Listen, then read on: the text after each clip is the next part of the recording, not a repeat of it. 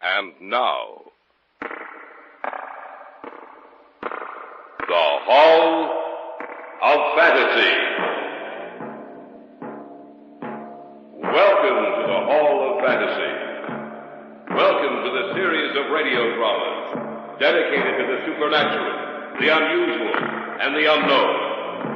Come with me, my friends. We shall descend to the world of the unknown and forbidden, down to the depths where the veil of time is lifted, and the supernatural reigns as king. Come with me and listen to the tale of the Telltale Heart.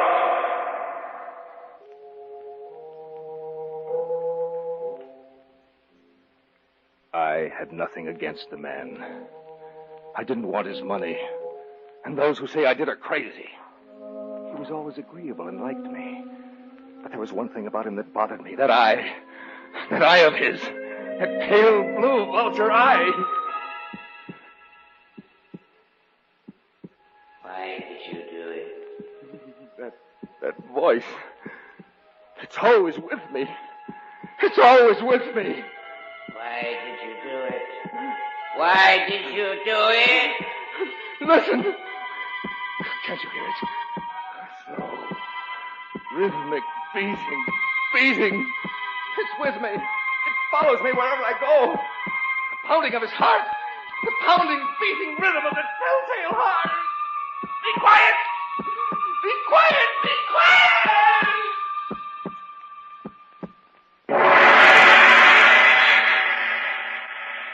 In just a moment, the Hall of Fantasy will present The Telltale Heart. And now for our story. Adapted for radio by Richard Thorne, entitled The Telltale Heart.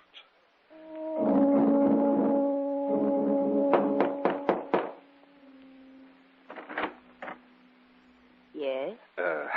There was an advertisement in the paper. I'm here to answer it. I see. Won't you come in, please? Yes, thank you. Are you the one I'm supposed to see? No, I'm Mrs. Gorman, the housekeeper. Mr. Lawrence, the old gentleman, he's the one you're to see. You'll just wait here. I'll tell him you're here. Yes, thank you, of course. Mr. Lawrence, Yes? someone here in answer to the advertisement you placed in the paper. Send him in, Mrs. Gorman. Sir, Mr. Lawrence will see you now. Thank you. He's over by the desk, sir. Yes, ma'am, I see him. Thank you. You come in answer to the advertisement in the paper. Yes, sir. You care to sit down? No, I'll stand, thank you. What's your name? Crowther. David Crowther. Aside from my housekeeper, Mr. Crowther, I live here by myself. I feel the need of a companion. Someone to whom I can talk. Mrs. Gorman is a housekeeper. She doesn't talk very much. Very competent person, but very uncommunicative. You have references, I suppose? No, Mr. Lawrence, I haven't. Oh. What work have you been doing? I'll be completely honest with you, Mr. Lawrence. I haven't been working for the past year. I was only released from the hospital 2 weeks ago. I noticed you looked rather pale. Are you well now? Oh, yes. I've completely recovered. Well, you don't have references. I don't know. Please, Mr. Lawrence. I need employment. My money is all gone, and I must work in order to live. I see. What about your family? I have no family. No other attachments? No, sir.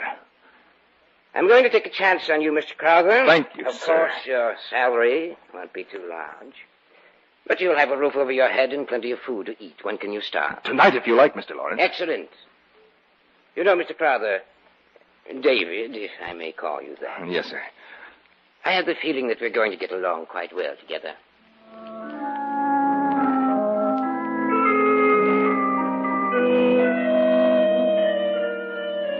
I was with him for several months.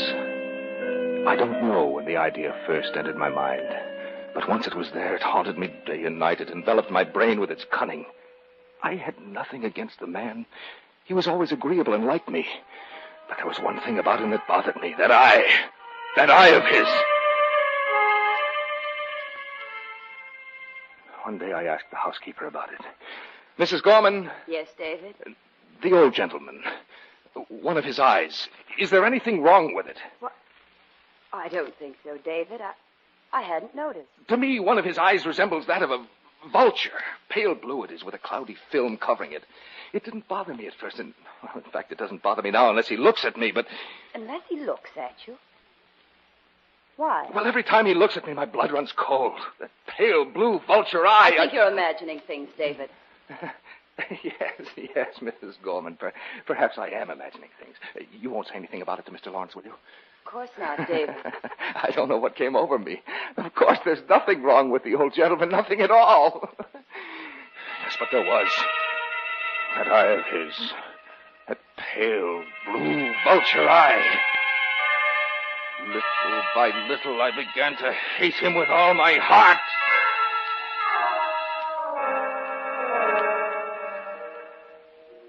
One evening, a few weeks later, the old man and I sat in the living room.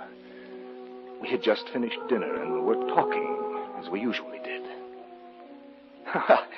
Just as you say, Mr. Lawrence, we'll have to wait and well, what are you looking at? What, David? Are you staring at me? No, of course not. Yes, you are. Don't look at me like that. I'm not looking... Don't look at me! Turn it away, turn your eye away. David, what's wrong with you? Nothing's wrong with me. Only your eye. It's like a vulture's.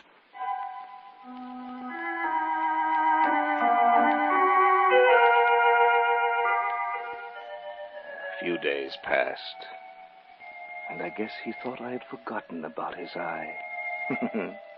But I hadn't. No, I hadn't. And every night about midnight, I'd get out of bed, creep from my room to his. I'd unlatch the door and open it.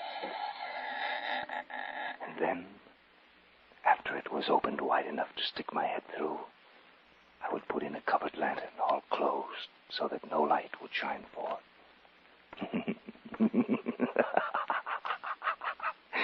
And after I had my head in the room, I would undo the lantern so that only a single ray of light darted out. And I would shine it on his face to see if his eye were open. But no, it never was. Not then. I found the eye always closed. And you see, that made it impossible to do my work. For it wasn't the old man that bothered me, but his eye. His evil eye. And unless his eye were open, I couldn't do it. But I knew that one night it would happen. Yes, it would open, and then I could do it. Then I could kill him.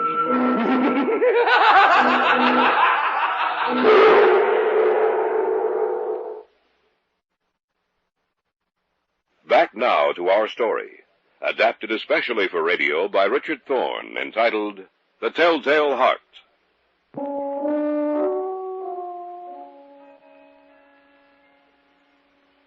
And so I waited. I went out of my way to make him comfortable. I made sure that I never mentioned anything about his eye to him. And every morning I would go into his chamber boldly and ask him, "Well, Mr. Lawrence, did you sleep well last night?" Why, yes, David, I did. You didn't hear anything? Any noises? No, not a one. I'm glad of that. Why? Did you hear anything? No, not a thing. And why did you ask me if I had? Oh, I was just asking, Mr. Lawrence. I wanted to make sure. I wanted to make sure.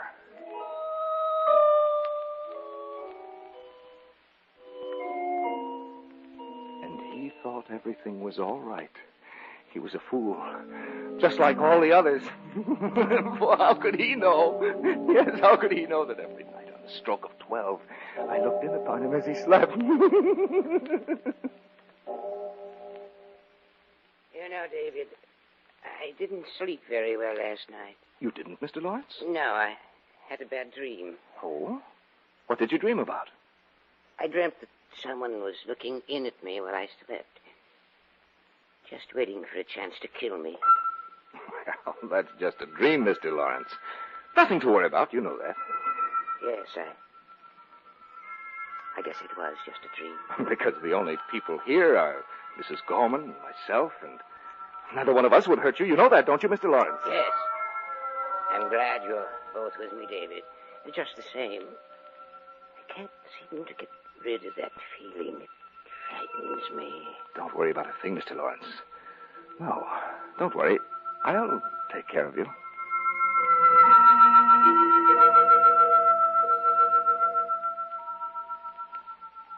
On the 8th and last night, I took special pains to make sure he wouldn't hear me.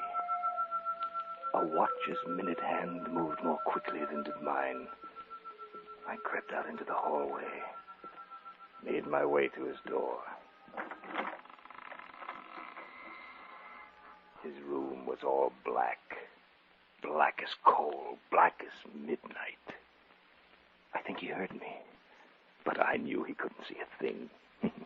The room was too dark for that.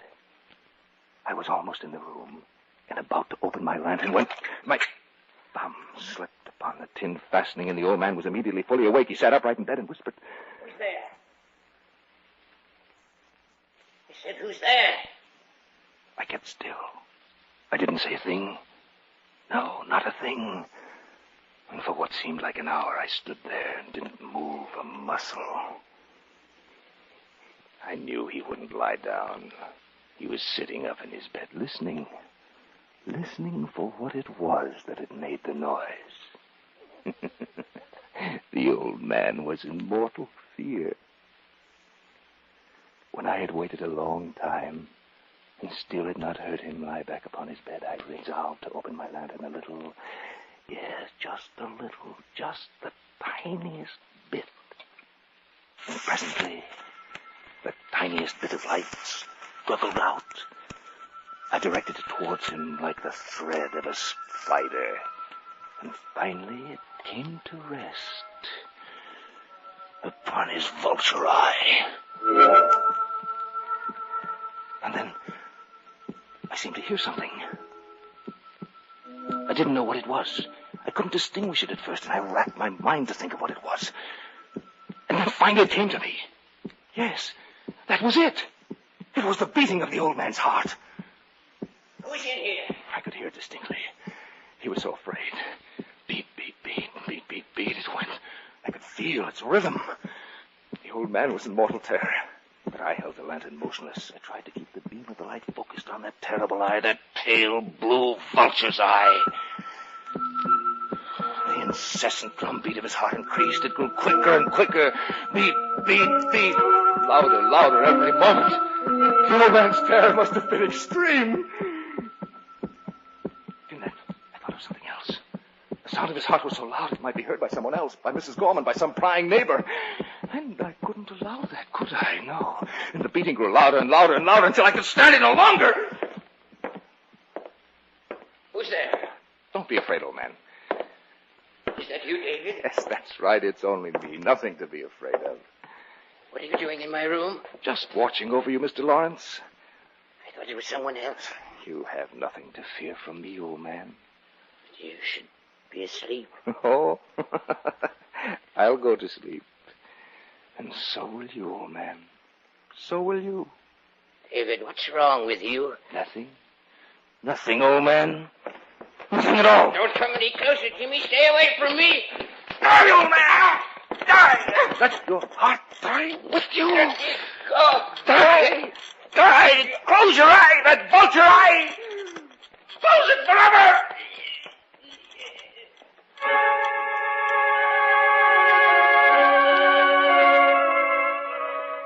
I stood there in the darkness, looking down upon him. He was quiet now. Strange kind of stillness was upon him. For he was dead.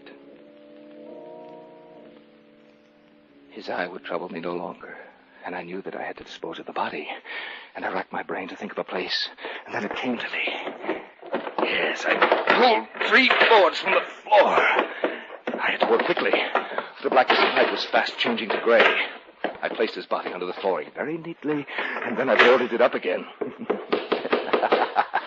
I did it so well that even I could hardly recognize the spot under which the body was hidden. Yes, his room looked as if nothing had happened. The striking of the town clock made me realize how late it was. Well, the job was over, and no one would ever be the wiser. Who's there? Mrs. Gorman. Just a moment.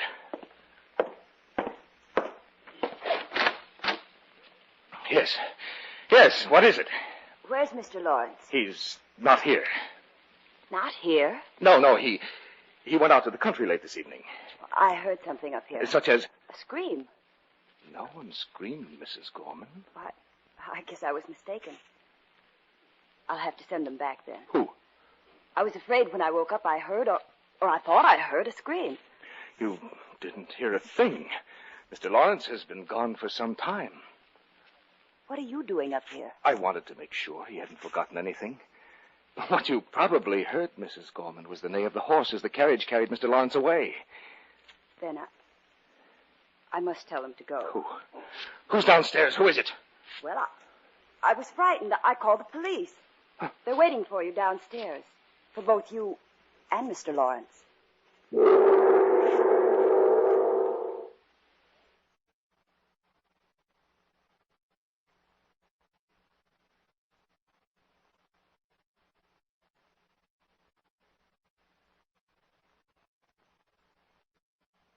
Back now to our story, adapted especially for radio by Richard Thorne, entitled The Telltale Heart.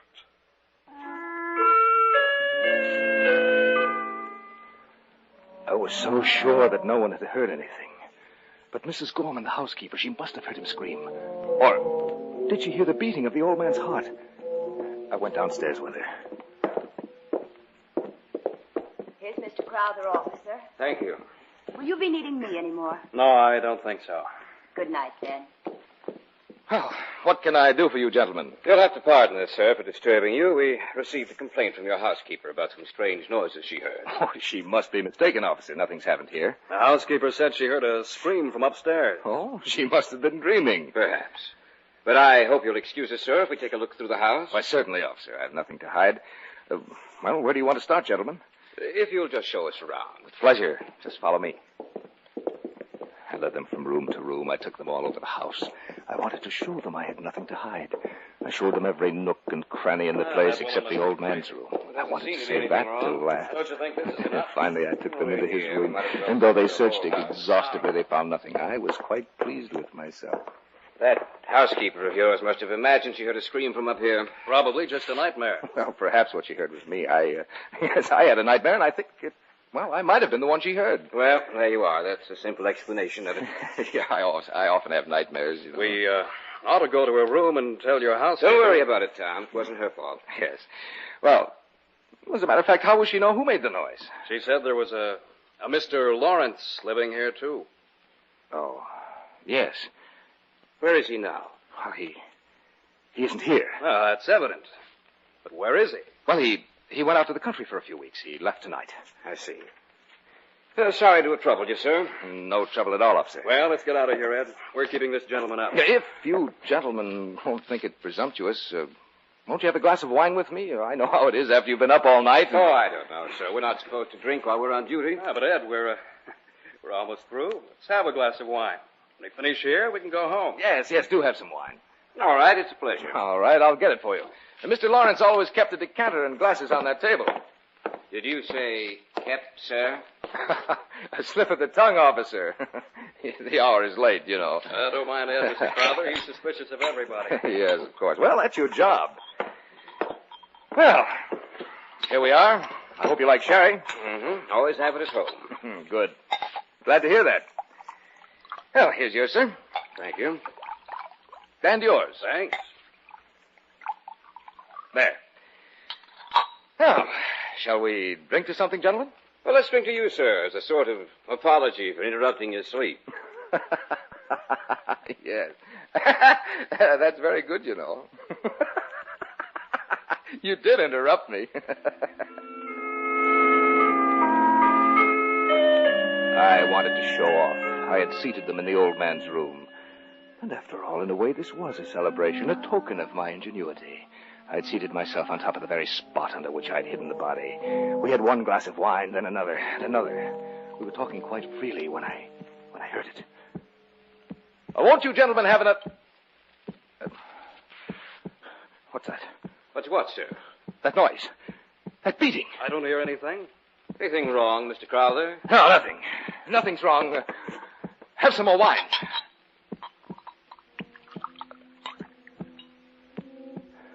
I wish they'd leave. They were getting on my nerves. I had a terrible headache, and I seemed to hear a beating in my ears. They began to look at me queerly. And yet that sound increased. There was nothing I could do about it. It was a low, dull, quick sound, like the beating of a drum. Where had I heard that sound before? They watched me closely. I paced the floor. I didn't know where the sound was coming from. Beat, beat, beat. Throb, beat, throb, throb. Where had I heard that sound before?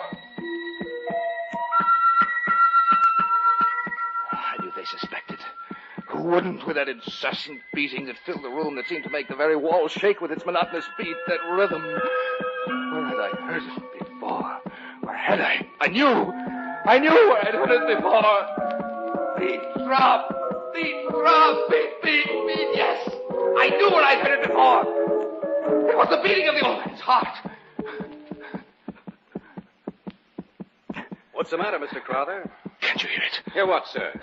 Perhaps I can push it out. What's the matter with you? What are you trying to do? Stop it from beating. Stop what, sir? Get out of here. Both of you. Get out of here. But you... Get out of here. Can't you hear it? Can't you?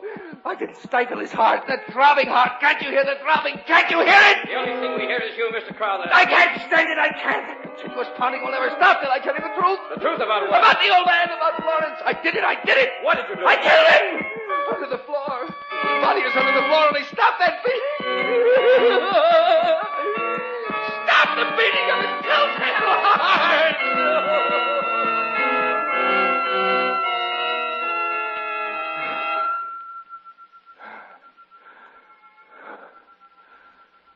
Why did you do it? That voice. It's always with me. Always with me. Why did you do it? Why did you do it? Listen. Did you hear it? Slow, rhythmic beating. Beating. Beating. It's with me. It follows me wherever I go. The pounding of his heart.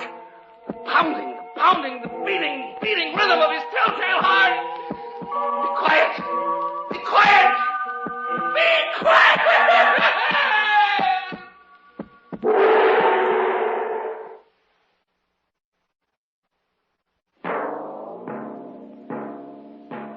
So runs tonight's tale of the unusual, the terrifying, the unknown.